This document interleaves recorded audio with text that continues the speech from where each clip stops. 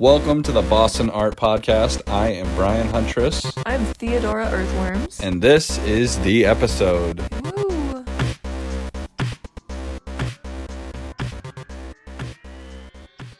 Just Brian here for a quick moment of introduction. We're bringing you something a little bit different this week. Me and Theo sat down with a friend of ours, Joey, a freelance writer, where he actually is interviewing us. It's a little bit different. You're going to see your two favorite hosts under the microscope with outside scrutiny, hard-hitting journalism. Not really. It's pretty friendly and lighthearted, but it's a lot of fun. So you'll get to see us interviewed by an outside party and see us kind of awkwardly bumble and scramble through these questions. And if you really want to see some good content, you're going to have to go to the link in the description and read Joey's article. It is hard-hitting stuff. It is a supplemental piece of content to that piece of writing. So go ahead and read that article first, come back to this episode, and then listen to the source interview that was used to write that article. I think that's all the details. I'm actually recording this from the past. None of the things that I just described have even happened yet. So cut me a break. It's a little weird anyway. I'm going to stop babbling now. Thank you guys for being here. Boston Art Podcast. Enjoy the show. Tranquility Base here. The Eagle has landed. Discovery, go at throttle up. So the angle for this interview is not to just talk about the podcast, but to talk about your lives as artists in Boston. Okay.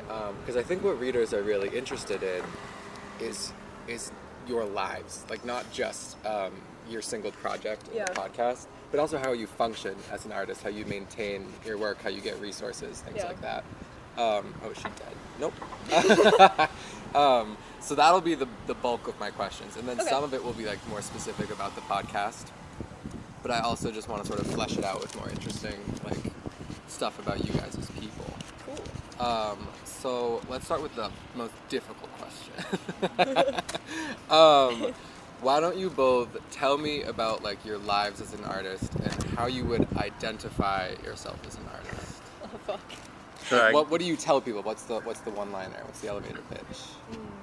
You go first. I guess I tell people something different every time, but I will usually say something along the lines of like, I am a working artist, or like my new thing that I've been saying is that I am a fine artist serving private collectors and galleries in the greater Boston area.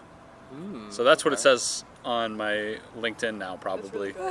That's really good. Or just like a tagline for a resume. But I guess like how I actually think of myself though is that I think of myself as I think of myself just as an like I guess just a creative entrepreneur where I'm focusing on amassing resources for myself and for my projects creatively. You know what I mean? Because my whole life I was told that I need a trade or a degree, and that's true. You do need a trade or a degree. You need to be good at something or you will be useless, right? So, but I accidentally put all of my eggs into the creative project management basket where it's like, and it's so difficult to monetize or to actually make money from because like I can create a whole podcast series. I could make a fucking documentary probably. I can put together a huge series of paintings. I can organize events, but I don't. But the really difficult part that I feel like I've been learning now is how to actually make that a job. Because I've learned all, like it's like, you know, if you learn how to be a framer, you know, or you know how to paint houses, or you learn like electrical work, or you go to like cosmetology school, it's like these are all like there are traditional brick and mortar paths of monetization. Yeah. True. Like there isn't a podcast store. Not yet. Or the fucking right. And that's kind of how I think about it, where you think about it like from like sports and shit, like in the like what am I trying to say? The earliest NFL players, for example, whenever the fuck that started, probably had jobs. You know what I'm saying? Like they were probably doing professional sports and working. Yeah. Every You know what I'm creative. saying? Yeah. Right, or like, you know what I'm saying? So maybe I like to think maybe we're at the very beginning of something. Like, you know, everybody in the fucking world has a podcast or wants to do something creative like that. But maybe it feels like we're in deep, and if you're not doing it now, you missed the boat. But that's probably not true. Yeah. It's probably still really early. I think Lindsay Lohan just started one, so There you go. maybe the boat's still at the dock. Right, yeah, maybe there's still something there. I really don't know, but I just think of myself as like a art henchman. An art henchman. Right, yeah. I mean, you mentioned allocating resources as the main focus. That because it's like you can't, I don't know, like there has to be money.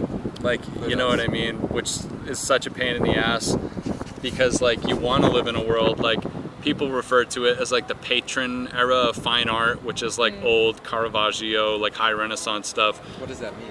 That would mean that you Like popes or kings would be paying for either like propaganda pieces, political propaganda pieces, or like religious iconography for churches and things like that, which were also kind of in a macro view propaganda pieces. and those artists lived really comfortably. They made Right. work on their own time. Like the They- New Deal programs. Yeah, Yeah. they were like hermits. Yeah. Yeah. Where they were like a wizard living in the garden. I like, saw things about that. Really? Live-in artists that they would like display in their gardens. Yeah. Yeah. Yeah, it was like so. Like that was an art. That was the arts economy that people romanticize and wish we could go back to. And you could just lay on a hill all day until inspiration strikes, and then I see the make a appeal. masterpiece. But that just isn't real.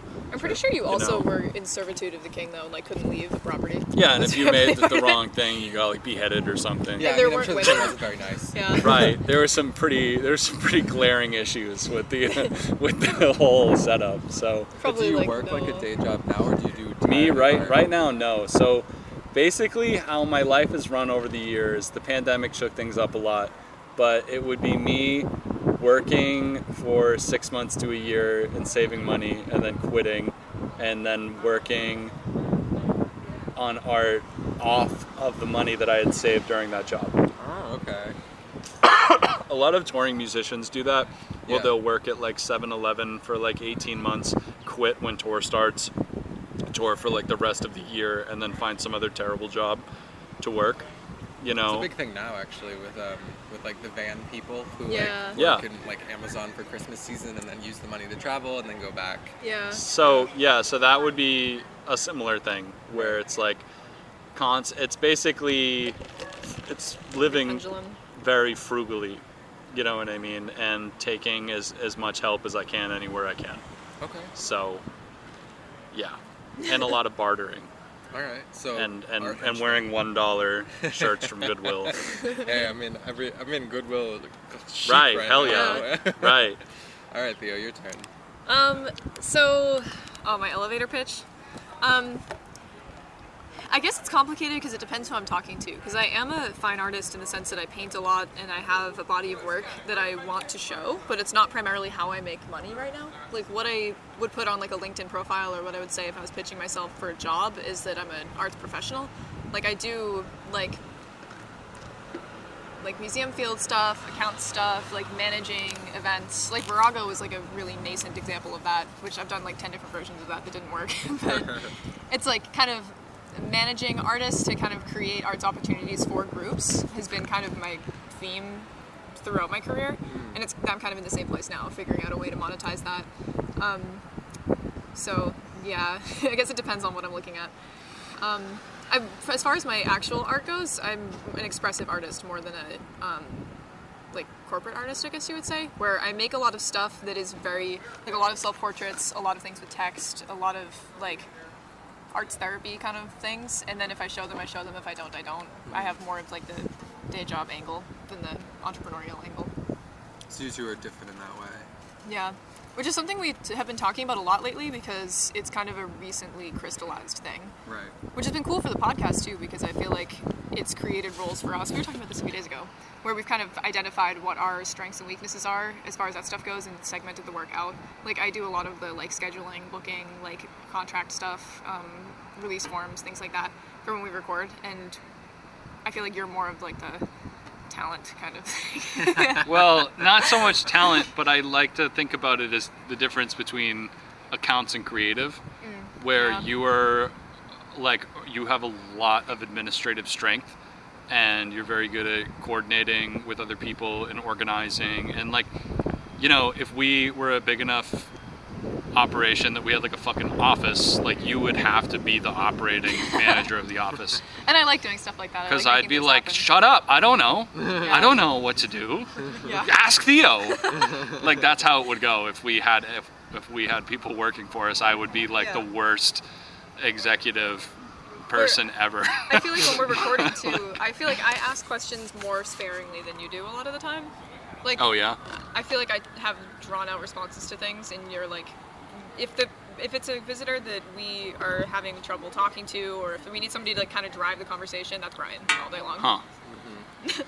I also think about advertising and content and all the soulless evil work, That's the majority. Yeah. A lot I more. don't fuck with that at all. which is good. And like we kind of have had, we like our, the refining of the podcast has come down to us, like, because it's me trying to get Theo to do things that I do, and Theo In the beginning. yeah, trying to get me to do things that you're good at, Yeah. like the administrative stuff, and then us failing Yeah. miserably at trying to do Like- each other's work. There was a period of time we were both trying to post a certain amount of reels per week. Shit and I like just wasn't that. making any.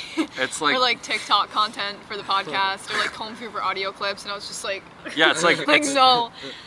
we or can't do that. I mean, Excel it's another spreadsheets. job. Yeah, yeah. So it's Right. kind of good to identify that, because there is some of that stuff that I do for my own stuff. Like I have obviously like my Earthworms brand is kind of a separate thing where I do all of that stuff, but in a very different capacity, in a very different way. And it's kind of more sporadic too. Yeah, and that's, and like what you do and what we do all works, but what's been a huge saving grace and what has allowed us to excel with the collaborative project of the podcast is just actually going, like, finding our own workstations, like, and like actually knowing what each other, what I know what you're good at and you know what I'm good at, and we just leave each other alone. Like with that shit. Obviously the unifying work we do together is the interview. Yeah. Is and actually our sitting- episodes together too. Yeah, or whatever like not content, but the pillar content, which would be the actual fucking Yeah. podcast. So we do that together, but when the recording shuts off and the behind the scenes work starts, like we know where to go. Yeah. Versus lot of sense. before we were just like fucking totally fucked and Well, not. it's a hard thing too, because when you ask somebody like what they do and you say that you're a creative professional, you're an artist, that can mean like 7 million different things. And to actually isolate that down, it's kind of hard, because we're talking about, like in the elevator pitch, I guess we would have the same roles. Like you would say the same thing to somebody that's buying art from you, or a client or something, or on your LinkedIn. It would look the same, but then that would kind of be, like, to put it in LinkedIn terms, with different skill sections. You know what I mean? Like, one other thing that you're really good at is archiving. Like, scanning, labeling, documenting every fucking thing. And I'm not good at that. Thanks. But it's good, because in terms of like the actual administrative work of like applying for shows, applying for grants, like showing your CV, you have to have examples of work from every like series that you've done, like examples of things that you're talking about for the future. If in the middle of the day you get a notice of a grant that the deadline is tomorrow and you need to show this piece and know the dimensions of it, if you just have that information, that's like a superpower. Compared to like me, I don't even know half the shit that I made. But it's funny though, because when I try to talk to the people responsible for fielding those requests and submissions, I'm like, it's like my brain is stupid, or like I sound like a dumbass, or I don't speak, I don't know how to, brain is stupid. like I don't know how to talk to fucking people, and like I'm learning how to navigate like a corporate setting, or to actually be a professional person. I'm a really Like- good corporate manipulator. Would Right, you say not that sound like an idiot. Yeah, would you say that the Boston art scene, because I mean, the Yeah. Boston Globe interviewer did describe you as of the DIY ilk, which I thought was very funny. So Yeah. great. Would you describe the Boston art scene as more corporate, or is it more DIY punky stuff like you guys do? I think there's multiple layers to it, Okay. and a lot of them don't interact with one another, I think. Really? Yeah. No way. Yeah, because it's kind of like a lot of the people that are running smaller gallery, not even smaller galleries, but more DIY galleries, more arts community focused things, maybe even more activism focused things, aren't at all affiliated with like corporate entities, like, and shit like that. Like, they're just like, I feel like it's the difference. There's two attitudes, if I had to generalize a lot, where there's like art spaces where it's like people that, I'm trying to like choose my words carefully, but there's art spaces where they want to serve the community and their friends, and to lift people up and get people making art. And that's fucking awesome. And then there's a lot of like, you know, more like fancier art spaces where it's people, you know, making money, or like trying to, or they're selling blue chip art, you know what I mean? Or like, and that's cool too. I mean, that, I don't know, like the economy has, the arts economy has fucking a lot, like goes from the flea market all the way up to the fucking, to Christie's. Yeah. Or something. I don't know. Like, there's levels to this shit, and like, it's fine. We interviewed someone from Boston who sold a painting to Kanye West in like 2010. There you go. Like, there's, And yeah. there are levels to this shit. I think the thing about it that really creates the divide more so than, because I think there are a lot of people in the like DIY level, or at the like working a day job and making art at night level, that it's not accessible to meet people that are in the like, I'm making $200,000 a year on the art market kind of space. But there's also like a little bit less of a disparity where there's people that, like retired watercolorist people that are also in that upper echelon for some reason, that maybe there's no personal reason why they wouldn't interact, but there's a disagreement about art and the reasons for making it. And I think that creates a big divide. Because like in the corporate setting, a painting that like for example, nudes, portraits of a specific person, paintings with text, expressive paintings that are about like angst or pain, something controversial politically, something about coronavirus, like stuff like that, would be completely inappropriate in like a business setting. Like, that's not something that a boss would buy to put on the wall of like the office break room, you know what I mean? And that's where a lot of the money is. Like, that is, from the perspective of somebody that is an expressive artist in the DIY level, that this is their community, this is what they're fighting for, and it's their voice. I can completely understand having hostility towards people who think that that's bullshit. And I can see on the other side, the people that are in the professional environment that maybe aren't even artists, but are paying out those artists, they don't want something that's going to get them fired. So there's this kind of disparance, I think. I don't know if that's a word. There's a disparity, I think, because the like ethics behind art making itself is a big like divide between that, I think.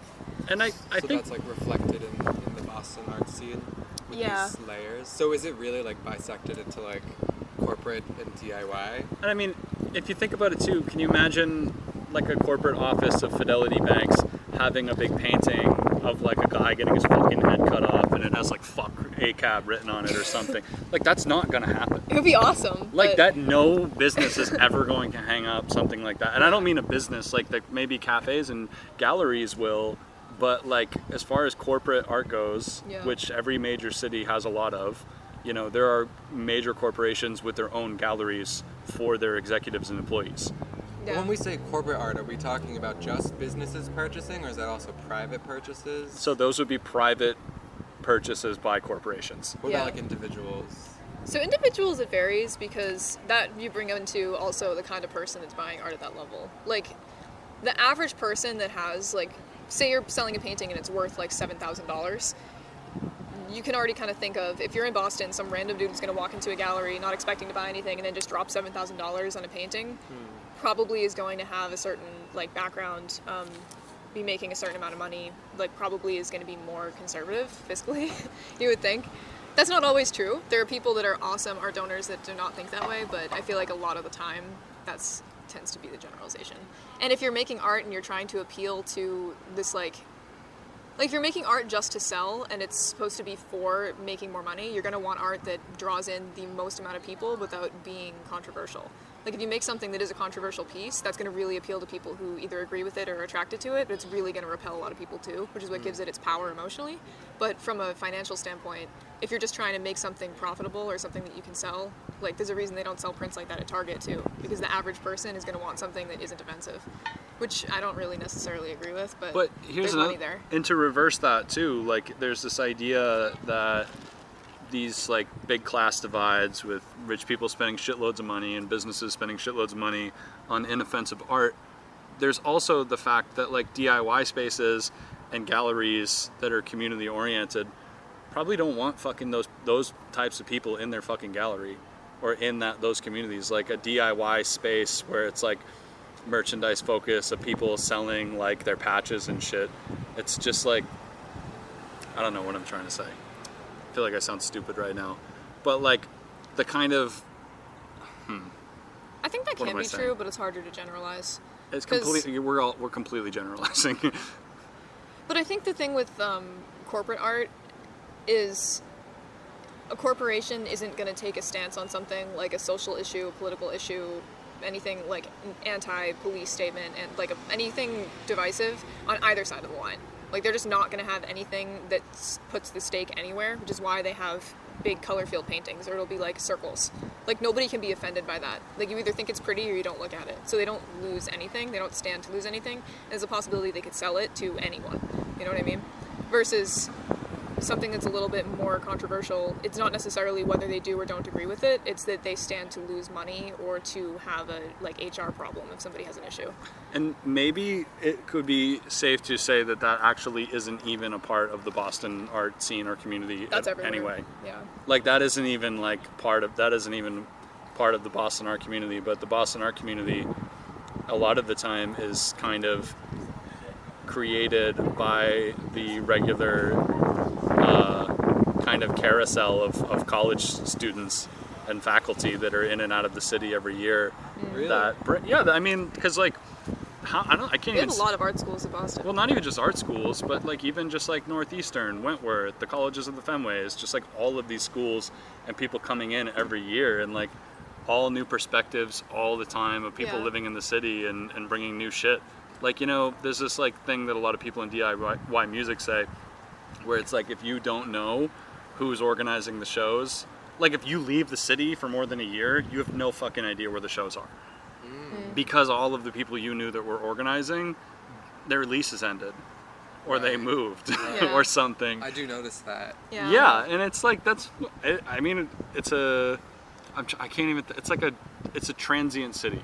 Yeah. You know what I mean? So And also looking at it from people that have been here the whole time, or that grew up here or grew up in the suburbs and moved into the city, or like even talking about the North and South Shore too. After college, I feel like you don't have a lot of free time or a lot of money in college, but you have more than once you graduate, don't have a job yet. You know what I mean? Like if you're working 40 hours a week and not using your degree and you're like hustling to even have time to make your art, you might not be events organizing. Like they might still be here, but they might not be doing as much as they were doing before.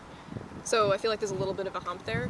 And then after you come out of that, you have people that are in their 30s and 40s that are more financially established that are probably doing, well, I mean, actually people like that buy, like, I can't really generalize on an individual purchaser, an individual gallery owner that isn't beholden to any kind of grants or like money coming from some other entity, because that just goes down to somebody's taste.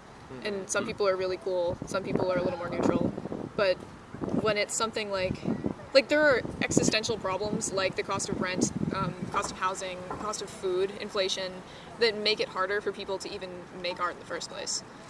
So you have to be somebody that's post-college, that's living in the city still, and is doing events and events organizing. You're either getting funding from somewhere, or you're established enough and stable enough that you can do that, and that you have the free time to, which I think impacts the scene a little bit. So do you think that's a problem that is particularly present in Boston? I'm sure it's everywhere to a degree, but I think Boston does suffer from it, because we're getting more and more expensive. I mean, all the neighborhoods in Boston are getting like crazy expensive. Yeah. Yeah. We're like one of We the... also have no rent control. That's true.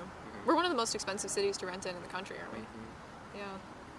well, I also can't point to any specific like study because this is something I've read in the past that I feel like is true in a lot of ways. So I'm kind of talking out of my ass, but Me too. I feel like there is like I can't point to any specific institution or type of people that do this, but there kind of also is like people use kind of murals and public arts and things like that to develop areas. Yeah. Do you know what I mean? Oh, true. And to bring businesses in and to bring development in. Yeah. So it's kind of tricky where it's just like, and I do not have the answers for how this happens, but like a lot of the times, like they're trying to like combat crime and homelessness and shit like that with big fucking murals Or and like sculpture public works art and- installations. Yeah. and it's just like kind of feels a little dark and shadowy. You know what I mean? Yeah, like, I mean, government commissioned art is something that has always been a little Yeah. iffy. right. It's like they do that with skate parks in a lot of cities where there's been a lot of studies where skate parks actually reduce homelessness in a lot of areas, but because they build them in places where homeless people might normally be, Right. Yeah. like under a bridge in Right. Cambridge, you know. It becomes a Lynch hostile family place to help them. Yeah, there you go. Yeah. That's interesting. Yeah. All right. Well, now that we have kind of a general sense of these two sort of spheres in Yeah. which art moves in Boston, why don't we make it smaller and talk about the spheres that you guys mostly exist within, which is like. Why don't you explain the DIY scene? Because saying DIY isn't necessarily intuitive to a lot of people. So I feel like the way that I see it, DIY is art that is more accessible. Like, it's using the materials that you have around you to, like, YouTube tutorial, learning from someone that you know, just using what you have and the knowledge that you have to create an end product and then selling it in a way that is affordable to you. So, for example, like, I feel like a DIY version of like a t-shirt run would be, rather than outsourcing a design to a screen printer and getting a run of like 500 shirts, you might buy the screen press yourself and print like 25 shirts and bring them to a market, or make merch for your own band. Like, DIY, do it yourself, basically. Like, just learning how to do it on your own. So, and that is a really good description of what DIY like ethic is in art and music. So, like for music, that would probably refer to a group or an artist that is trying to essentially provide for themselves what traditionally the music industry would provide for the artist, which would be promotion, distribution, and production. So it's non-institutional in that sense. Yeah, sometimes even anti-institutional. And it's like you can apply like DIY ethic of providing for yourself or for your community what an institution would have provided for you in the older days of this industry. This could be anything from indie films, DIY journalism. What you're doing right now is would probably be DIY journalism. Yeah. Recording ourselves, filming your own skate edits, and promoting your own clothing line with your skate edits. Yeah. I don't know, producing your own album. And that's like what DIY ethic as applied to arts would be. But if you're going to apply it geographically, like what is the Boston DIY scene, that probably, like what colloquially people would refer to that as, is the house shows, Boston Hassle promoted events, the black market at the Cambridge Elks Lodge, or I don't know if it's actually called the Boston Hassle. I don't know. I think they have multiple ones now, but Brain Arts Market is the other one. Brain Arts Market. That's what I was trying to say. Or Dorchester Art Project, which is like a community-created nonprofit to give people art spaces. Yeah. Right. You know what I mean? So now we're talking about arts administration, something that maybe traditionally people would hope that the city would give them through grants. Like city provided this, city provided that. It's people kind of putting it together for themselves. Right. Yeah. So it's definitely community focused in that way. Community created as well, where it's like not people, like it's not the city arts council or a big rich donor or something like that. It's just a bunch of people getting together and doing something. Some of those groups that you mentioned do get grant funding, but for the most part, it's a lot of fundraising on behalf of the artists or the people that are organizing it in the first place. And there's a lot of hoops to jump through to get that grant funding too. So it's a little bit state funded sometimes, but not in entirety at all. Gotcha. A lot of it is labor on behalf of the artists, like fundraiser events, shows with benefits to the venue, benefits to proceed the venue. Right. I'm really distracted. Oh, really distracted by the people behind it. Right. No. But is it intrinsically the ethic of the art, we're going to say DIY scene for purposes, is it intrinsically the ethic of that to be community focused, or is that just a fact of the particular people in Boston? It depends. Some groups, yes, absolutely. Others, it's by necessity. Like some people, I feel like, are doing it because there's no money, and they're gonna do their creative project regardless. Yeah. So Like it's for like fun. Yeah, for fun, or it's like they're trying to actually make money off it. Because another thing too that I think plays into it a lot is systemic prejudices and inaccessibility to things like arts education, funding, stuff like that. Like, I feel like a lot of people of color, queer people, like femme creators, non-cis creators tend to start in the DIY community or lean towards the DIY community over the course of their career because it's usually more supportive. You don't necessarily need the starting money to get going. You can save costs on things that would be kind of stupid to put money towards. Like, it's the people that don't have as much to just burn through, you know? Yeah. So sometimes because of that and that shared experience, it creates a heavy commitment to supporting that community. Like, if we can already do it from the beginning, we don't need someone else's help, we'll just do this on our own. Sometimes it's people that grow through that and go into something more corporate or something on a higher level. Or I don't even know if higher level is the right term, but like with more funds coming in. But I don't know. I think for a lot of people, there's a ethos to it and like a moral code that comes with being part of that because of the fact that you have this shared experience with other creators that are in the same boat. Yeah, solidarity. Yeah, basically. Yeah. So do you find that the scene is rooted in certain places, like indie bookstores, indie music places, like Absolutely. galleries? So it's rooted in like location. Yeah, so there's definitely a geographic element to it where it's like, actually, to focus more on your question, like it would absolutely almost always be independently owned businesses that host these kinds of things because it's kind of like doubling back to the discussion about corporate art. It's like that goes all the way down to the brick and mortar storefront, like Starbucks, for example, like which is such a cliche example, but like when I'm talking about something like this, but like they're not going to hang local art. Yeah. You know what I mean? Because there's so many fucking people that have to greenlight the Yeah. things that they put up that it just comes, or art that you see in Panera or something like. It's like that's never going to be local, but I don't know what's like a locally owned Boston business or something like 1365. Yeah, they Am have I a saying that gallery. right? Right, Yeah. like something like that. Sorry, but like Yeah, you know, 1365 locally Coffee House has a gallery of local artists or and like a curator. or like Trident Books distributes independently published novels. Yeah. You know what I mean? Versus Barnes & Noble's probably does not have like a local author Yeah. fucking in their fucking store or Brookline something. Booksmith. Brookline Booksmith does local, they do poetry readings, they do book signings, like, you know what I mean? They have, or like New England Comics, they Yeah. have indie self-published comics, you know what I mean? And these are all independently owned, not franchise chains. Yeah.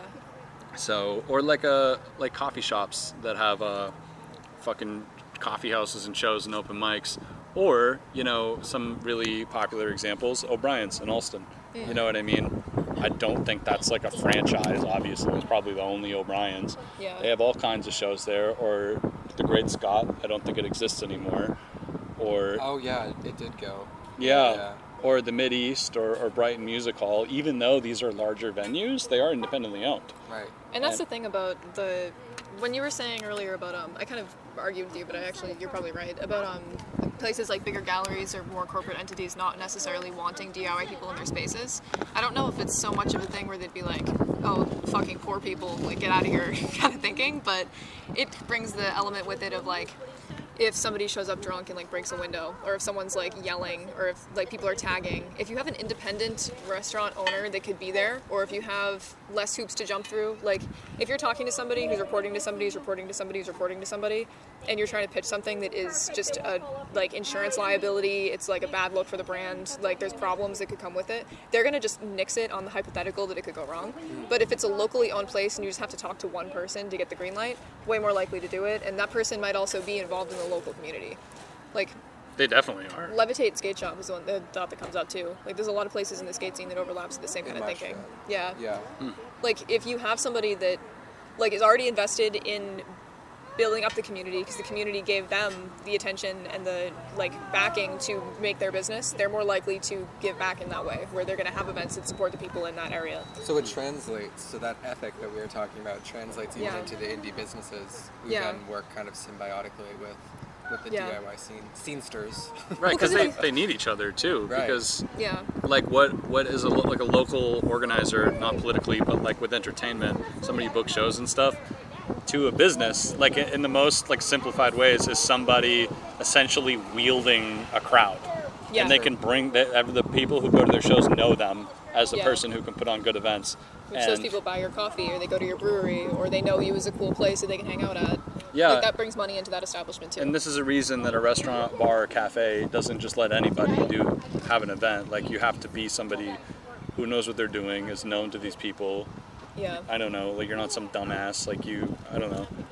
Yeah. Like, you can, and you bring people into their establishment.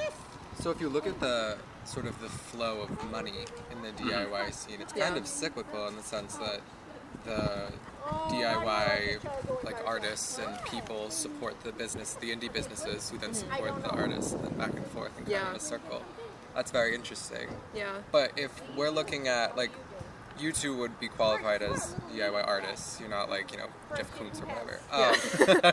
Always the one who we have to shit on. He's the guy. He's the guy. So if you said earlier something about like leveling up or like getting to like the upper echelons, what does that mean, and who or what are the gatekeepers to that for kids in the DIY place? I think so. I think that is the very question that is changing for a lot of younger artists, where we're kind of in an era right now where we are in the era of sneaking around gatekeepers. Yeah. You know what I mean? TikTok, like being able to produce your own content, being able to make up your own podcast, like doing all of this shit, like what we're doing, like what we do with the podcast, like in like a long time ago, we would have to be sanctioned by a radio station. Yeah. Like there would have to be somebody greenlighting us. You know what I mean? Like you could have an online blog as a journalist, and even though it will be very difficult to promote it, you know what I mean? Like in a sense, like you can do this. Yeah. You can, if you got the money to pay for the website, like you can have a beautiful website with all of your content and all your articles. Or it's like on TikTok, like there are kids that are like 12, like making thousands and thousands of dollars on brand deals. Yeah. You know what I mean? Like these are all things that there had to be gatekeepers for. Right. You know what I mean? Which creates a really, like, we can have a conversation too about the toxicity of, there's a lot to be said about that. Yeah, like the chaos and like the burnout of trying to become a content creator. That sucks. Like there's a lot of people who maybe just want to run their coffee shop and serve good coffee. They don't want to make TikToks all day promoting their fucking coffee shop. Yeah. But it's like but that avenue is there right now. You know what I mean? Of being able to rapidly promote yourself, you know what I mean, and reach audiences that you would have only been able to reach with either lots of funding to pay for fucking billboards or magazine ads or radio shit. You know what I mean? Versus, I don't know. I think there's also a cultural, like, zeitgeist shift right now, too, leaning towards, like, for lack of a better term, just the professional bullshitter. Like, if you decree that you are something and you get someone to believe you and you do a good job at it, you've become that thing. Absolutely. Like, you don't have to have prior credentials. And people, when they find out that you didn't and you did a good job, they're impressed by that. Like, that's not lying, as long as you're not doing anything illegal. Yeah, there's two sides to it. It's like you can bullshit your way into a position, but you can also like get fired from the position because you bullshitted your way in. You have to know what you're doing, but I think that gives a lot of power to people with a DIY skill set, where if you're somebody that maybe went the more traditional route and you went to college and you were taught the way that you're supposed to do it to be in your field, you're competing with everybody else that also did that, right? Like you have the skills that were given to you from the institution that brought you into the next step of the institution. And what makes you better as somebody like that is doing the extra work, like talking to professors after class, networking, like going the extra mile. But if you're somebody that didn't have access to that route, you automatically are doing that to compete with anybody else that's already there. So you have this skill set and you have the knowledge to kind of train yourself to be better than other people, or to try to be, I guess. Which, I mean, that brings it to kind of like a capitalist bend, because it depends on what you're talking about. But if you are trying to be the person that's competing for a job slot, and you can say, you know, maybe I don't have the degree, but I know this person, this person, and this person, they all like me, they can vouch for me, I can use Excel, I can do this, I've done this is a record of the work that I've already done. I did all of this unsanctioned, nobody was even paying me. Like, that's a golden ticket for the person who's hiring you. That's probably going to pay you about the same or even less, but for you, that's a starting point. And then the next job that you get, you can elevate up, and you don't have to say what school you graduated from. You've already worked at this place. So like, that's the ladder for non-institutional DIY people who want to be professional artists. That's what I hope. But that's what I'm hoping for. But I guess, and to talk more about what I was saying, is that there is also the abstract and kind of bizarre way of thinking about it, where there almost isn't gatekeepers. The gatekeeper is like the media created. It's like whether or not you can, like, it's like the gatekeeper is the mob. Is the what? The mob, like Oh. the mass of people. Okay. It is the attention. It's like if you can't, like, if you, like, the best artist is not the one you see. The best artist is the person with insane amounts of attention on them for no fucking reason. Like Jeff Koons. And that's where I feel like a lot of the like resentment between the DIY scene and the corporate like higher ticket, higher price tag art comes from, because there is a huge criticism of those people from people that are on the lower level, that it's like none of that art means anything. And that can sometimes, not all the time, but a lot of the time it's true. Because what you really need to do is network it the right way, meet the right people, tell them that it's worth what it's worth, and that person isn't doing any kind of quality assurance and probably doesn't give a shit. They just want something to put on the wall that they can say is worth this much money. Because then it kind of transcends what the actual piece is or the technical skill. It's just about the worth of the piece, which is where it like gets complicated. So it seems like to me that, I mean, I'm really interested in talking more about the gatekeeper as the mob. Yeah. As attention. I like that. It's a But good quote. also, I think from what we're talking about, the gatekeeper is also your own capacity for labor. That's true. Your own capacity for unpaid volunteer labor. Yeah. 100% true. Yeah. And that's like another thing about that is that you're only going to do it if you actually love it. Right. And it's like, it sucks because nobody should be forced to do unpaid labor for anything. You know what I mean?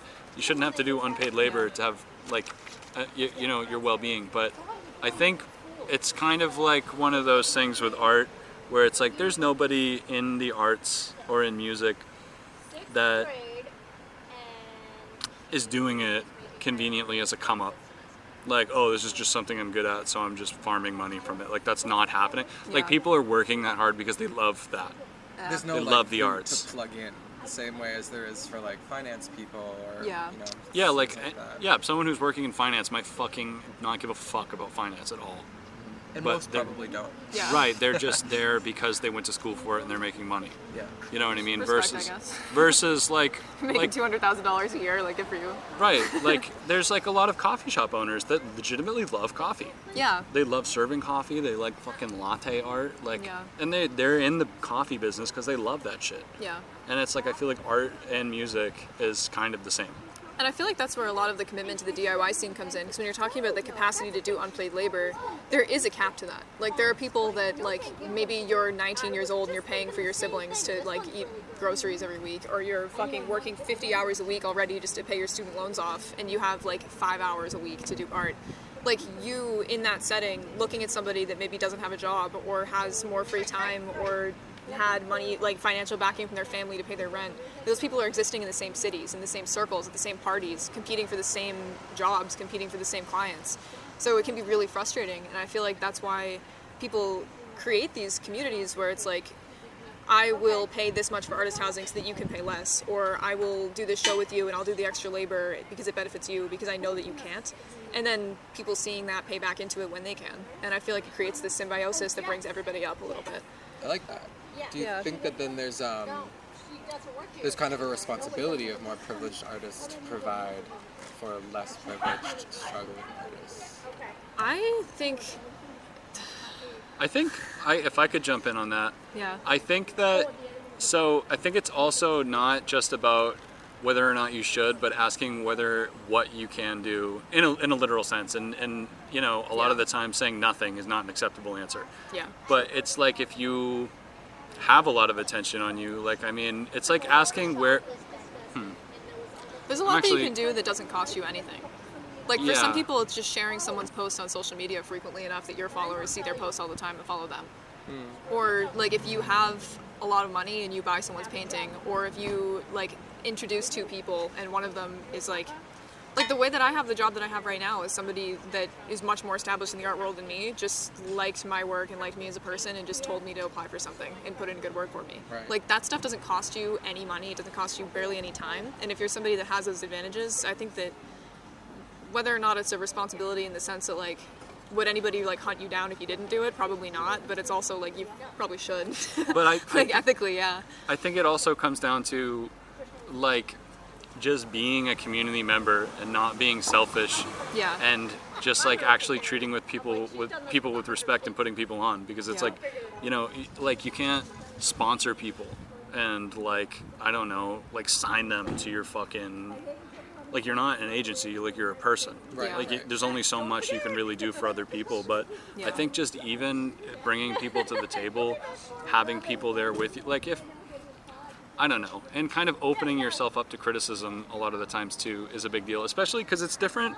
My answer is different if you are somebody like, I don't know, like us, like if you're doing something media related, or if you're doing something organizing related, like if you're putting on shows, like if you are wielding a platform that isn't just you, because if we're talking about your personal Instagram account where you promote your art, it's just like, okay, like this is a lot less of a big deal. Yeah. But it's like, if for some reason I don't know, like you had a podcast with like 100,000 people listening to it, like, you know, maybe there is some, like, maybe you should be thinking more critically about who you're having on. Yeah. And like what types of people you're having on, or even at a smaller scale. But Yeah. so I think it's, I guess it's different. Or it's like, you know, if you, I feel like there's also something that's kind of interesting something similar to what you just said, is that I think there's a universally understood idea of if you have a larger platform, it's fucked up to give a platform to somebody who doesn't deserve it. Like if you find out that someone in your scene is like some kind of criminal or a rapist, or they did something horrible, like you sponsoring them and engaging with them, giving them business opportunities is generally accepted as fucked up. But I feel like people don't talk about it as much. Like if you have a platform and it's going well and it's successful and it would cost you nothing to have like your best friend or your partner come on and you don't, that's foul, I think. well, it's kind of like prohibitional moral, like ethics, where it's like, it's not good. You're not good because you didn't do something bad. Yes. And if you are only protecting yourself by not doing the bad thing, but you're not going out of your way to do something more selfless and bring somebody up who deserves it, like you're not really doing it for other people, you're doing it for you. Well, let's talk about the podcast then. So it is a platform that you both share with the community. How does that work in the sense that, like, I know you told me that you don't think the podcast is necessarily an altruistic thing. Like, it's not like created for the community. It's both your own thing and also something that you use with the community. Where do you find that line, and how does like a podcast style platform fit within the DIY community? I think something cool that we realized after we started it wasn't necessarily even the plan initially, but we realized once we got kind of the response that we started to, is that there isn't a lot of platforms that aren't oversaturated for artists to talk about who they really are. Like seeing somebody's art on Instagram and scrolling by it really quick, or like seeing somebody's like everything being on social media, or talking to somebody really quickly to show, it's hard to get an idea of who somebody actually is and the ethics behind what they make, and kind of establishing that PR where you actually learn to like the person. And I feel like that's another thing from like a DIY sense. Like when you go on like Doja Cat's TikTok, everyone loves Doja Cat because she's funny and relatable. That's definitely a brand curated thing. Like maybe she's also like that, but she's not posting that shit by accident. Like we're not just on her private Snap story because it's cool like that. Like there's a reason they're doing that. And independent creators, unless you want to be recording every minute of your life, like it's more uncommon to see a long format recording that's like not edited of someone just shooting the shit with you. And the comparable experience would be running into that person at a show and talking to them in a really vulnerable way. But a lot of the time when you're in that setting, you have to be also running your merch table or running the event or performing or selling your work or being in kind of networking mode. And people don't get that same access to you than maybe they would ideally if they were doing an interview like this. If I could jump into, especially in terms of media and promotion of artists, is that most people working in DIY arts, like I don't say this in like a snide way at all, but most people don't know how to promote themselves and don't know how to make themselves look good, and they don't know how to get in front of people. Like, no wonder. Yeah. Right? Like it's like, right? But we are cultivating a platform where we can, I feel like we make our guests look awesome. We try to. We're not lying. We're not like doing anything deceptive, but it's just like we basically, how I see it is that we bring somebody on, we have a really fun and interesting and educational conversation with them where they look fucking smart, they have fun, everyone laughs, it's a good time. And it's like if people listen to that listen to our podcast, and that makes them look good. Like, and I feel like that's kind of a service in itself, not one that we feel like we're providing. Like, those people are giving us something by coming on. Yeah. You know what Yeah. I mean? But I feel like in return, big bumblebee. But I feel like in return, like, you know, it's like we're giving this person a space where we're not going to ask them like, so what like type of brushes do you use? Right. Yeah. Or like what brand of paint do you prefer most? Yeah. Like Winsor Newton or Liquid Tech? Like it's like we're just like, what's up? Like let's fuck around, let's talk shit, let's like be stupid and like just have it. Or maybe we talk to somebody who's a lot more serious, and that's cool too, and they want a platform where they get to say their real thoughts. Yeah. And maybe those are really serious, maybe they're really sad, I don't know, but Well, I feel like that's what I want. That's what we want to give to people. Yeah. That's what we want to give to our guests. Just an open-ended platform Whatever. for them to connect with your listeners. With their audience, not just with ours, but like they can take those recordings and do whatever they want with them. Yeah. They can put them on all their shit. Yeah. And distribute. You know what I mean? And I think that's the other thing too that I think is nice about the podcast, not even just ours specifically, but podcasting as a format, is like with a lot of things, promotional materials that you maybe would be doing at a DIY level, you don't have that kind of access to actually build a connection with somebody. You're looking at their product, you're being sold them, and there's sort of a dissonance there of like, this is my corporate identity, my outward identity, my entertaining identity, but you don't actually feel like you know that person, which means you're not really invested in their success. You might like the art they're doing, but if they change their style, maybe you'll unfollow them. Like, you don't have any reason to give a shit unless you actually know this person. And I feel like if you listen to somebody talk about what they're really passionate about and really excited about for an hour, there's kind of more of an investment where you're like, I actually know a little bit about this person. Or like maybe I could meet them and I would be able to talk to them because I already know what they're like. And it kind of fosters that community element a little bit more than the sales element, which I think in turn feeds the sales element too. So I think that's kind of fun. And from a macro view too, talking to all these different people from all these different parts of the art world too, because we've talked to people on the corporate side, we've talked to people on the DIY side, we've talked to writers, musicians, we talked to a magician one time. Like, That was lit. And we learned something from all of them. So listening to the interviews sequentially, I feel like I've learned a lot from doing this podcast, and everything I've learned is documented for someone else to listen to and learn from as well. Right. Which is kind of neat. We're like Bill and Ted. Yeah. Or like, yeah, like that, because that's another thing too, is that like the podcast is episodic, so like you don't have to, like, you can just listen to fucking whatever you want, or one of them, or jump in the middle. But there is also, you could like actually, with probably basically no exceptions, the entire thing is released chronologically. Yeah. Like with very little deviation from that. So from the first episode to the most recent one, like if you did listen to them serialized, like you would learn with us. Right. You're going with us on that journey. And it's all people from Boston. Like, so it's kind of neat because I feel like it's archiving something that we didn't even know we were archiving, if that makes sense. We still probably don't, where we're kind of getting a rounded taste of what the scene is. And it's not what we're saying it is, it's what we're actually finding. Yeah, So, yeah. Do you think that because when we talk about like giving someone a platform where people can actually connect with them, and it's not just, you know, talking the craft, talking your trade, but it's talking about them as a person and what they're doing and how they feel, what blah, blah, blah, blah, blah. Do you think that that sort of thing, and we'll call it like relatability, I guess. Yeah. Do you think that is the key to success as an independent creator currently? Because, I mean, look at YouTubers. That's how vloggers became a thing. TikTok, etc. I mean, you have 100K followers on TikTok, and you often do pretty personal, emotional background sound. Like audios. voiceover, yeah. Oh, right. Audios while you draw or paint or whatever. Do you think that sort of intimacy is what people are looking for beyond just the art? I think so, honestly. Because if you look at it too, not even just contemporarily, but if you look at what museums do, like if you look at an art retrospective of like Frida Kahlo, you're learning about her relationship with Diego Rivera, you're learning about him cheating on her with her sister, you're learning about her struggles with chronic illness, you're learning about her being queer, you're learning about all these things that have nothing to do with the paintings on the walls. But because you know those things, you can look at those pieces and kind of imagine like, what was she feeling when she was making this? Maybe this means this. Like you can read into it a lot more than if you just saw a portrait of a woman, you know? And that's what curators do. Like they try to create a narrative where you can relate to the art and have a conversation with the art, they say. And I feel like that's something that a lot of artists, even throughout history, didn't have the advantage of. Like there weren't exhibits like that where you could be that immersive with that artist while they were alive. It's now because their pieces have accumulated all this wealth and there's a financial incentive for that institution to weave that story around that person, that makes people dig up the research and find out all these things, go through her journals. She happened to leave a lot of information, like her specifically, but there are plenty of other artists, and maybe we don't know these things about their personal lives, and now we just have their paintings, and they're never going to be as high ticket or as marketable as that person. And I feel like when you think about it in a contemporary sense, like a lot of the reason that people like fall in love with Vincent van Gogh, most people don't give a fuck about that style of painting. Like, it's not about the lines, it's about he was this like mentally ill, troubled artist that you can fall in love with his narrative and really emotionally connect with him.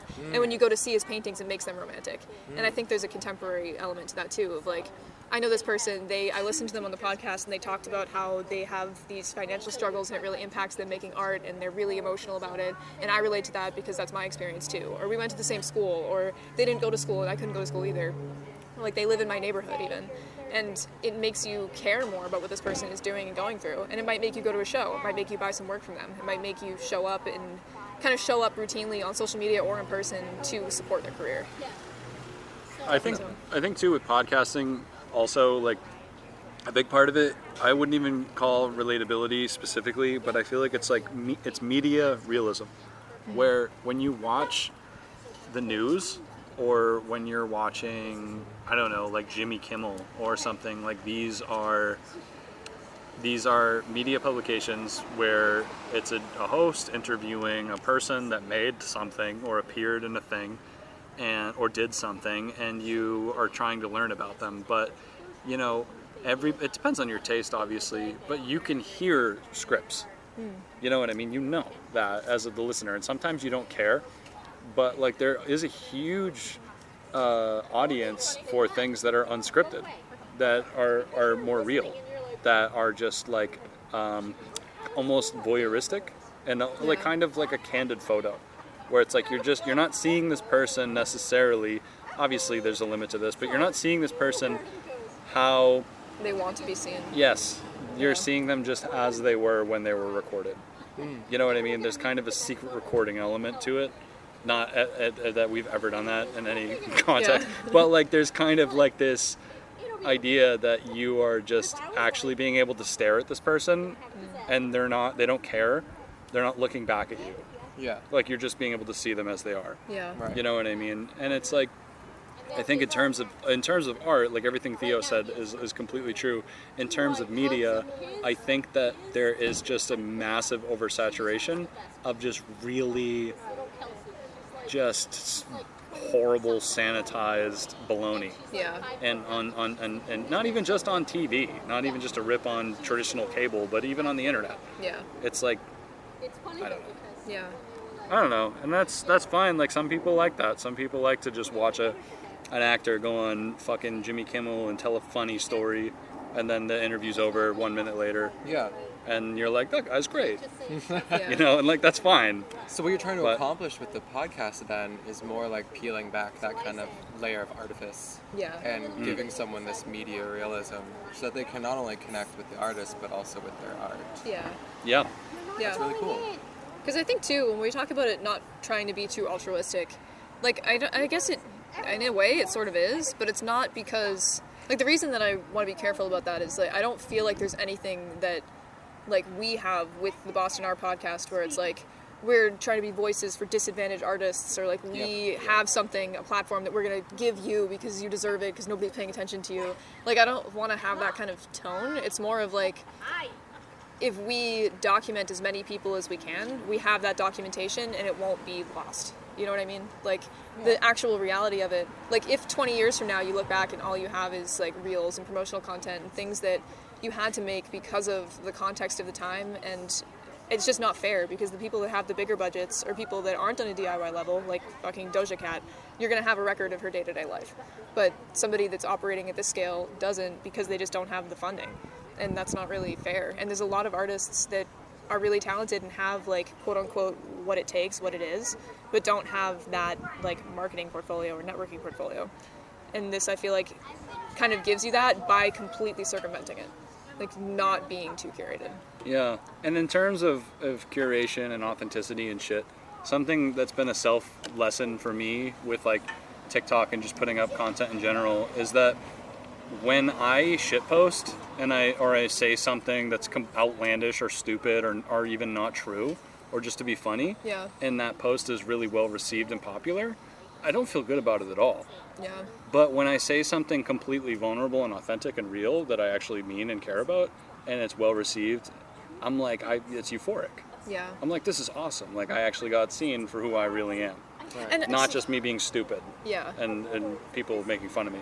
And just to be a little more succinct about what I just said too, I don't think it's anything that we're giving anybody. I think it's just documenting what these people already have. Like, we're not making anybody look good. We're just archiving how they already are on a day-to-day that isn't polished. And we think that looks good. Yes. And a lot of people do. Yeah, a lot of So people that's do. cool. Right. More would be good, but like, more Right. people should. Yeah. But yeah, I don't know. So it's a experiment in archiving. in a sense. Yeah, kind of. Yeah, Because kinda. that is the most important thing. Because in Yeah. terms of like hype or people thinking we're cool or something, that's all completely ephemeral. Yeah. But when we die, the recordings will still be there. Yeah. So, I mean, unless, obviously, I don't know. So you want to live forever. Right, That'd yeah. be cool. Well, it's Ideally. just like, and it's just, I don't know, like, for anybody into genealogy even a little bit knows that everybody they've came across in their family tree, you don't know what they sound like. Yeah. It's not any fucking videos of that person. Or what they actually thought about things. Nothing. Yeah. It's just like a blurry picture of a black and white person. Right. Birth what certificate. That's you're it. That's all you doing- get. What you're doing with the podcast essentially is taking a snapshot of the contemporary Boston art scene, not just for future reference, but for current reference. Yes. Yeah. Yeah. Because the really other thing cool. too is like, I think, like, why we initially started it was we had this frustration like during the pandemic of being like, I had just left art school in the middle. You also did that. Not being able to be in these spaces where people have all this money and like thinking that we were iced out of something and wanting to kind of understand what it was, like feeling like we didn't have the whole picture of what the art scene actually is and like how to succeed in it and how can you be good at something you don't fully understand. So this was kind of an avenue to learn about that and to archive what we were learning and to talk about it amongst ourselves and discuss it, which is why we have so many episodes that are just us as well as the interviews. It's kind of working through all of that. And I think something that's kind of cool about it is that because we have the podcast, there are people who are willing to talk to us that if we were just marketing ourselves as like creative entrepreneurs that are selling fine art, there wouldn't be a reason for there to be that discussion. But because we have the podcast and we're giving them something as well as far as marketing material, like that doesn't just apply to DIY people, it applies to anybody that has a brand and is selling art, which means we're getting conversations with people that are like curators, that are like, I don't know. Arts professionals. Yes, that there's no reason for us to be talking to except that we're just asking them what's going on, and it benefits them to talk to us, and they're happy to do it. And people that also wouldn't be in the room with those people get to hear it and can improve their branding and improve their approach because they're getting access to kind of gate-kept information, like tools of the trade that there's no reason for them to have unless they're in that room. Like, Yeah. no reason for us to have. Because if you're just a random guy and you like are just talking to some random person that works at a gallery, you might be bothering them. Like they have work to do, they have Yeah. shit to do, they have places to be. But when you go in with this kind of idea, like, hey, like, do you want to talk? We'll record this and fucking like work something out. Like then it's like there's a reason Yeah. for this. There's like a utility Yeah. to the conversation. And What's then you. been the impact of the podcast, do you think? Like, has it made ripples in your community? Or maybe feedback? Unsure. I Yeah. think that we We do get feedback pretty often. So We get messages. I am very interested in the analytics and the people that listen and stuff like that, and like in terms of community impact in the city, I don't know. I really don't know. I study the listeners and like try to figure out who they are, but it's hard to figure out everything besides like gender and age. It's Yeah. like the analytics just aren't that sophisticated with just like free platforms. Yeah. Okay. So What we do know is that the people that listen pretty routinely. Like, we have a lot of people that come back for more episodes, and we do get messages pretty, like, here and there. Like, usually, like, one every couple of episodes we upload with somebody saying, like, a really long message. It's just like, I thought this about what you said, or I did this because of this, or this impacted me and changed the way that I'm making art. And I feel like that's always really crazy to me. 'Cause Well, Yeah. that's what you want, right? yeah. 100%. And yeah, and it's like I think that a lot of the people we've had on the show kind of collect people along the way too, because from our listeners, or like, with the Globe article, people will just search like art podcasts in Boston, or like Boston art radio or something like that. Like they'll just random keywords, and when we come up like through this search Boston engine art podcast. optimization, you know, when we pop up, like it's not our faces either, it's all the artists. Yeah. Like it's like this catalog and roster of people that we fuck with and interview. Yeah. Yeah, that is kind of one of the things I notice is that you two aren't really present figures in the podcast, in the sense that like you're not coming to your guests being like, this is my experience, Yeah. and this is who I am, and so I can only understand the things that you say through my filter. Yeah. Like a lot of podcasts. Try not to do that. Well, yeah, but like a lot of podcasts are like, you know, people who work in a specific industry who are talking to people who work in the same industry. Yeah. Yeah. And you guys are kind of doing that, but you're not really like these overbearing figures in the podcast. Like people are listening for the guests and you guys, but they're not like coming just for like Yeah. your hot takes, you Yeah. know, Right. which I think is really interesting. But what is the? This is a question I have to ask. Okay. Was there any pushback on naming yourself the Boston Podcast? So From no, other people actually. or internally? Oh. No, I mean, well, first of all, Well, like, me. how did you? I was scared. No, but like, did anyone be like, why would you call yourself the Boston Art Podcast? So that hasn't happened yet, but I guarantee that it will. Yeah. I know. So- I've played through that in my head and worried that could happen. But I it's honestly don't think that it will. There's- Because, like what I was saying earlier, but like if you decide that you are something, like our pilot episode and like 3 episodes following, we talked about that, and we're like, is it crazy that we are using this font? So like we made it search engine optimizational. That first thing you find when you Google Boston Art Podcast is the Boston Art Podcast. Like, that's the idea. did we deserve that? And it's like, if we keep doing it and we keep working at it, like we are the ones that did it. Nobody else had. And that's fucking crazy, honestly, that in 2022 there wasn't another Boston Art Podcast that like named themselves that in Boston. Like there's a lot of arts organizations, but there's not really a lot of representation in that way in the podcasting field specifically for this area. So if it already existed, somebody needed to do it. And nobody actually, I've had multiple conversations with people that have talked to me about that and just said that they thought it was crazy and like awesome that we just did that, which was completely your idea. I also did not want to do it. I was scared. Well- Brian was like, no, you don't understand. Like, we have to do this.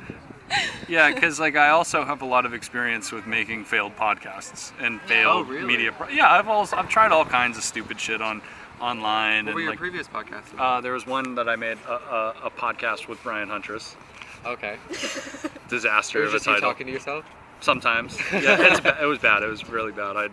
It's not really a thing anymore, but I mean, I've just tried to do all kinds of media things, make videos, like recordings, and like try to document things, and they just never pick up. And I think that's because a lot of people title very badly, where they'll name something like the Zoe and Andy podcast special, and it's like that's fine. Like Two maybe dudes in Netflix. right, Something and like it's that. like.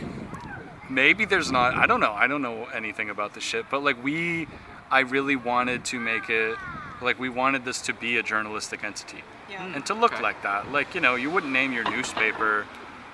I don't know. Like I can't even think of something fucking stupid for. Like Brian's newspaper. Like you wouldn't name it that. Like you would name it like I don't know, like the Seaport Standard. Yeah. Or And some that's- great name. Right. Like the Seaport. Hingham And that's Chronicle. the thing too, Whatever. like, quality control in like creative fields is that you have to remember that you're not just marketing to other creatives. You're also marketing to people that don't give a fuck. Like they just want the article done. They want the art on the wall. They want the photo from you. Like they're not going to check your portfolio. And if you say that you are this thing and then you deliver what you said you're going to deliver, if you're making it up to get to that point, it doesn't matter. You became what you said you were. And they're not going to check unless you fuck it up, and then they're going to be mad. But if you commit to it and you actually do it, you are that thing. So somebody being angry about it is just somebody that's like why would they be mad? You know? Yeah, because I mean, who has the authority? Right? Exactly, There's no one. yeah. No one has the authority. Which I think is the thing that is kind of cool about this, because I mean, with that said, I was very scared. I didn't want to do it. I was like, maybe we should name it something else. But I think the reason that a lot of people have agreed to do interviews with us is because it's not some dumb shit. Like, if we approach somebody and we're like, you want to be on the Theo Brian show? They'd be like, no. That's completely true. And it wouldn't matter if the podcast was good. It would just be like, no. There's a lot of people we've interviewed that have never listened to an episode. We're just like, yeah. And then just showed up and rolled with it. And that was awesome, too. Right, because like I mean, there's the Boston Art Review, there's the Boston Hassle, Boston fucking Globe. Like, that had to be new at some point. And the thing, Somebody too, is, started that. if someone reaches out to you with something professional like that, like the person that interviewed us at the Boston Globe DM'd me on Instagram from her personal account, and I was just like, yes, like 100% yes. Yeah, you're from the Globe. that wasn't Like- some like thing where they showed up with like a guy in a suit that handed us a Yeah, she got wax us on sealed Zoom. envelope or something. Like, Yeah. it was a fucking DM. You just need to back up what you say you're gonna do. And if you come across like you're insecure, or you come across like it's unofficial, you're telling them it's unofficial. If you come across and it looks legit, and then you show up and you have your questions and you're ready to go and you perform the way you say you're going to, you are official, and you have to treat that. No, you're right. You're definitely right. And like another thing too, like there is a level of responsibility with naming yourself something like that, because like what kind of assholes would we be if we claimed all those usernames, put out a bunch of stuff, and then just stopped? Yeah. We just abandoned it and then just like kept the URLs. True. That'd be kind of a dick move. Well, I think so. You know what I mean? Like we'd like have to do it. You Yeah. know what I mean? Yeah. But I So- think it's interesting too, because we were talking about like institutional gatekeeping and like kind of being in this like renaissance of the DIY person, and like we're talking about things like even on a macro scale in the business world of like people insisting on remote work and like standing up for themselves at work, setting deadlines, work-life balance. Like there is this generational shift towards the end of like millennial, early Gen Z culture of people already doing that and like advocating for themselves, becoming the professional they say they're going to, majoring in one thing and then being a professional in something completely different. Like that's kind of already what people in our age group are doing, and it gives a really huge advantage to people in the arts that are willing to do it. And I feel like a lot of the time the thing that holds people back is saying like, you know, I paint, but I actually work at Trader Joe's full time. Like, that's not how I pay my bills. I live with my mom. I'm really sorry. Like, I'll leave. You know what I mean? Like, somebody asks you, are you an artist? And you say, yes. And then they go, oh, what kind of art do you make? And you say, I'm a neo-expressionist and I usually work in oils. They're like, okay, and they'll buy a painting from you. If you're like, are you an artist? And you go, I don't know, like, yeah, but like, I kind of do that sometimes, but I also do this other thing. It's like you are telling them that you're not what you say you are. Like, you're aspirational, and that means that you're not a professional. That's very true. Yeah. Which the opposite also works. And it's like, even if you're not, and it's like, just because you fumbled that question doesn't mean you're not a real artist, but it's like, to somebody on the outside, or like somebody who is looking to buy art that doesn't know any better, might think of that. And that's what I mean, though, because... Yeah, I know, I was just No, to I know. clarify too. But I think that's a hopeful thing, because if nobody's checking, if you're saying that you're not as good as you are, and that brings you down, if you're saying that you're better than you think you are that, if you can back it up. If you watch a YouTube tutorial and figure it out and you get it done and they have the product delivered, they're not going to check your references. Right. Which means if you are confident enough, even if you're not really confident, even if you're talking through your imposter syndrome, but you do the thing that you say you're going to do, or you talk the talk and walk the walk, you're going to get that job. You're going to get that client. You're going to get that gig. You're going to sell that piece. And I think that's a really exciting thing, because you don't need that institutional seal. You don't need the degree from RISD. Like, you don't have to pay up front. You know what I mean? Like, you can make it happen with labor. The cap is the amount of labor you're willing to do, but then what also comes into that is the community element, because maybe you don't have all the time to pull all the strings, but you might have a friend who knows a friend who can get you that gig, and you can go from working full-time to working this other job that's a little better and climb your way up through people you know too. It's harder, but it's possible, which is hopeful to me. And you think the Boston Art Podcast is a reflection of that? You said it was the Boston Art Podcast, so it is. Yeah, I think Right. so. Yeah. I think that's a good place to stop, honestly. Yeah, Yeah. sure. Yeah. Sure. Awesome. Wow, we just fucking recorded for an hour and 11 minutes. It's kind of funny. We were going to record an episode with you, but this kind of is that a little bit, even though it's Yeah. you interviewing us. Yeah, why not, right?